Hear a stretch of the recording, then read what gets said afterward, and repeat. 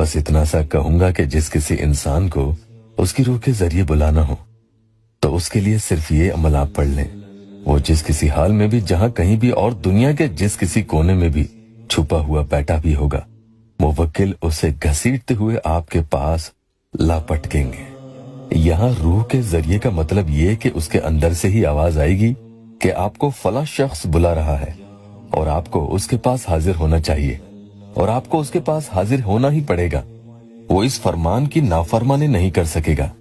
انشاءاللہ پھر ایسے میں وہ جتنی بھی تاخیر کرے گا تو اسے اس میں بے چینی ہونے لگے گی، دل گھبرائے گا، کسی حال وہ خود کے قابو میں نہ رہ سکے گا، اس کا کلیجہ اچاٹ کھائے گا، دل کچھ کہے گا اور دماغ کچھ کہے گا، اندر سے کچھ بھی نارمل نہیں ہوگا، بس کہیں سکون نہیں اور نہ ہی من کا لگنا۔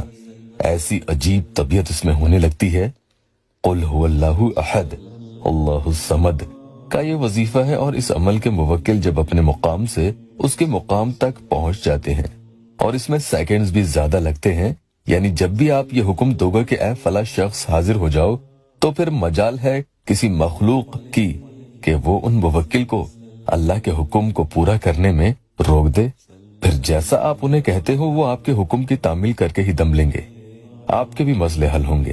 اس عمل کی بات میں کروں تو اس میں آپ کو یہ دھیان رکھنا ہوگا کہ آپ جب تیار رہیں کہ وہ آپ کے سامنے حاضر ہو جائے اور آپ انہیں فیس کر سکیں، اس میں آپ کو کوئی پریشانی نہ ہو تو ہی آپ اس عمل کو پڑھ لیں۔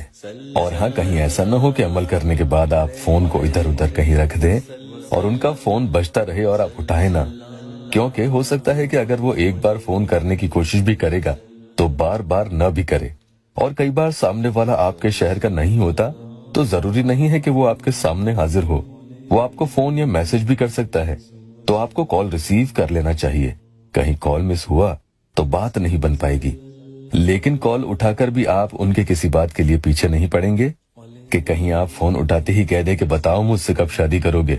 نہیں، ایسا نہیں کہنا ہے، بلکہ انتظار کریں وہ خود کیا کہتا ہے، اور اندر سے خود پر قابو رکھیں۔ خوشی کے مارے جذباتوں میں بہہ کر اپنی کمزوری نہیں دکھانی ہے کہ جلد بازی میں محبت کا اظہار آپ ہی اس کے سامنے کر دیں۔ دھیان رکھنا، باوضو ہو کر آپ کو یہ وظیفہ کر لینا ہوگا۔ وقت کی اس میں کوئی قید نہیں ہے، دن میں، رات میں، کبھی بھی کسی بھی وقت کر لیں۔ ناپاکی کے دنوں میں قطعی آپ اسے نہیں پڑھیں گے۔ سکون سے کہیں بیٹھ جائیں، موبائل میں تصویر اس میں آپ کو چاہیے ہوگی، اسے دیکھتے ہوئے آپ یہ عمل پڑھ لیں گے۔ چاہیں تو عمل روزانہ کر لیں۔ اعوذ باللہ من الشیطان الرجیم، بسم اللہ الرحمن الرحیم ایک مرتبہ پڑھنا ہوگا۔ اس کے بعد قل هو اللہ احد، محبت مطیع و حاضر، فلاں اللہ الصمد۔ اس میں آپ کو فلاں کی جگہ اس انسان کا نام لے لینا ہے، لیکن اس کی تصویر کو بھی بیچ بیچ میں دیکھتے ہوئے جانا ہے۔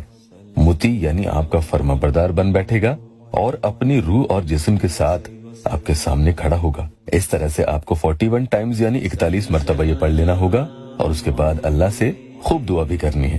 انشاءاللہ مطلوب کی فوراً حاضری ہوگی۔